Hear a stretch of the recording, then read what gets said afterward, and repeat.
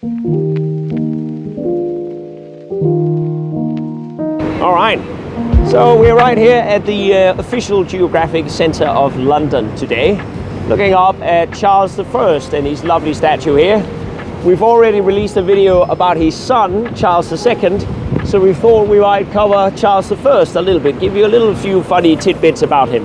We're mostly going to focus here on Whitehall, because this is where a lot of significant events happened, including his execution. It's also where he would have spent a substantial amount of his time when he held court, because that was the royal palace, the Palace of Whitehall. Now, this statue we're looking up at here is actually the oldest statue that you'll find in Trafalgar Square today. So it's one of the oldest remnants here.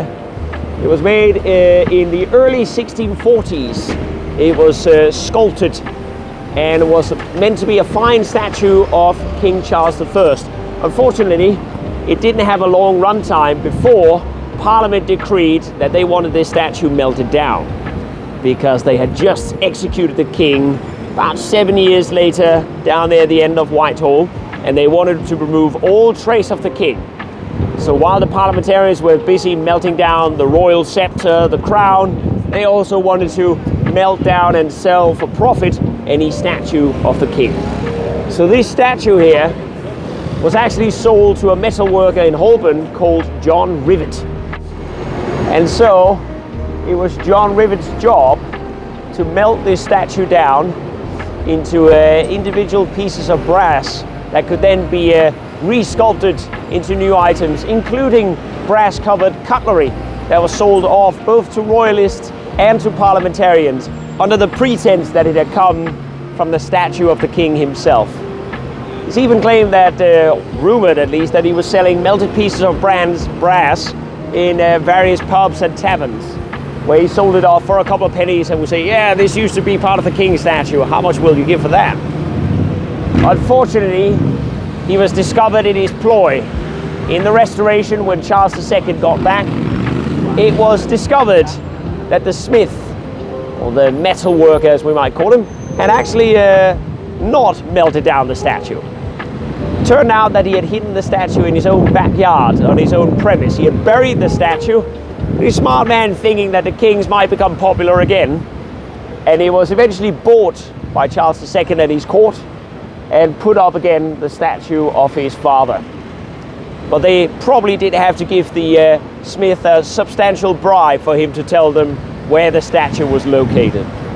It didn't start out being here at first, but it eventually came here to replace Eleanor's cross as the centerpiece of Charing Cross. That used to be a cross here called Eleanor's Cross, which was here from 1291.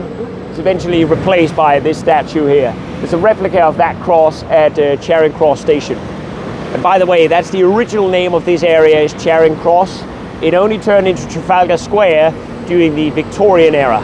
It was gradually built to become a homage to Nelson and other important figures before Queen Victoria's time. We're gonna head down here this way now.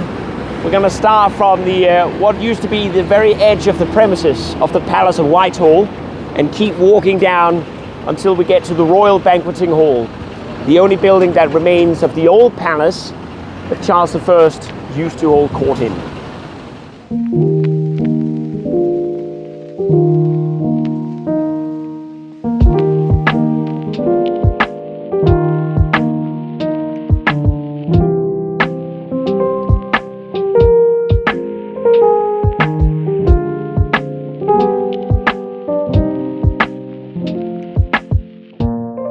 So here we are at the Silver Cross, which was apparently opened as a pub officially in 1674, and it was called the Garter back then. But supposedly, and this is according to the BBC from 1999, they claimed that this remained the only legal brothel in the country, technically, because they still held a royal license apparently from Charles I, who had, according to them at least, had granted the Silver Cross as a brothel to Parliament to attempt to appease these increasingly disgruntled politicians and parliamentarians. So if you believe that's true, then you could see this as one of the king's early attempts to placate Parliament, which of course didn't work from all the other things he did. But yeah, supposedly this is the only remaining brothel in the UK that's technically on paper a brothel.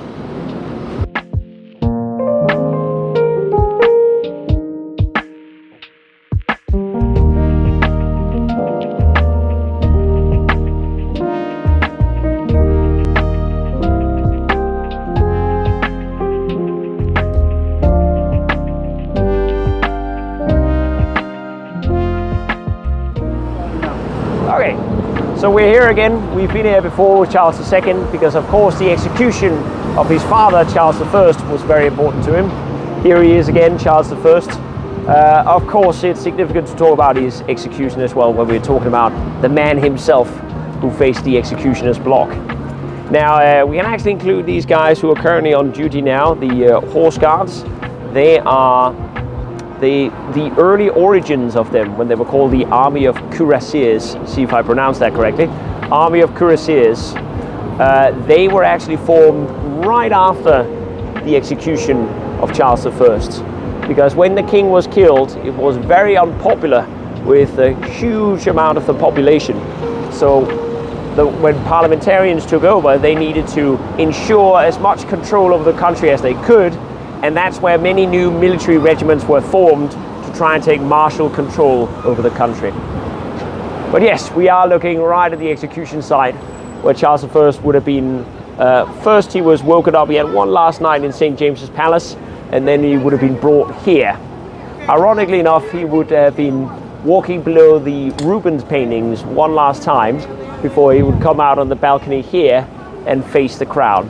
The Rubens paintings were an artistic project he had continued from his father, James I, which was celebrating the divine rule of kings, or the divine rule of Charles's father, of James's rule. And so it's a bit ironic that he would see those paintings one last time before he came to face his execution as a traitor to the country. Now, Parliament had tried to give him many chances. They tried to make him revoke many of his laws before it got to this point here, after they had captured him in their final battle, but he just kept being stubborn and refusing at every turn to give in. And so they saw no other way out than to behead the king and take over themselves. Now, for the execution, it was a bit of a strange affair. It happened in 1649, 30th of January, 2 o'clock in the afternoon. There's actually a black mark up at the clock up there to mark the time that it happened, up on the Household Cavalry Guard.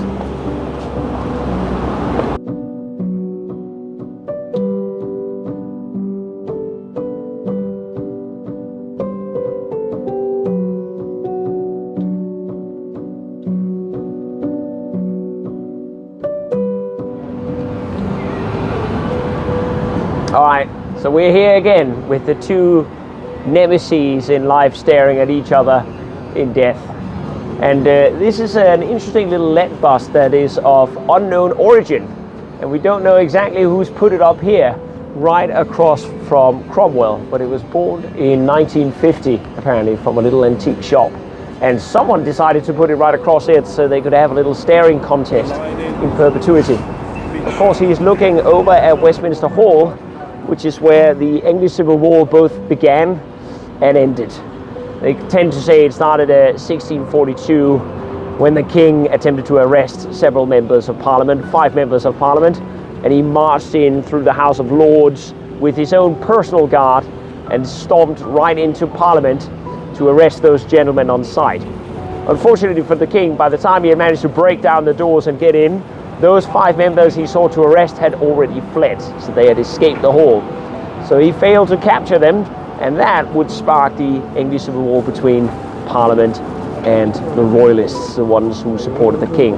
It's also where, as I said, it ended, where he had his final trial in Westminster Hall there, where Parliament deemed him guilty of high treason against the country, and where he stubbornly refused to waver at any points. Now, Charles I was very religious. He believed it was his divine right to rule as king. And it was that stubborn zeal that eventually spelled his doom, because he was unwilling to negotiate with Parliament all the way to the end. And that, of course, ended in the most extreme end for the king. Now, it's very different from his son, because Charles II was much more pliable, much more cynical, you could say, and perhaps more cunning as well. He was actually willing to negotiate with Parliament and the politicians here of this country far more than his father ever did. It is also very likely that, well, according to our personality test, that Charles I was a bit of an introvert, possibly, because he did not like speaking in public or appearing in public. He never enjoyed it, so he didn't really have any charismatic presence out there. But they say that he was a very good family man. He enjoyed spending time with his family and his children. He even had a little silver cane where he would notch in the height of his children every time they grew a bit taller, such as with Charles II. So I often like to summarize him as a bit of a terrible king, but a great father. Of course, it didn't help that he had failed lots of wars in Spain, which had drained the coffers of the English crown. That was part of the predicament between him and Parliament. They were bickering over how best to reap in money again for the crown and make sure that the economy would be somewhat stable. And Parliament, it was very easy for them to blame the Duke of Buckingham and the king, because the king and the Duke were close buddies and had failed to capture many provinces in Spain. So that's part of the background for why he ended up facing his own Parliament. Let's just hope that Charles III doesn't follow in the footsteps of Charles I.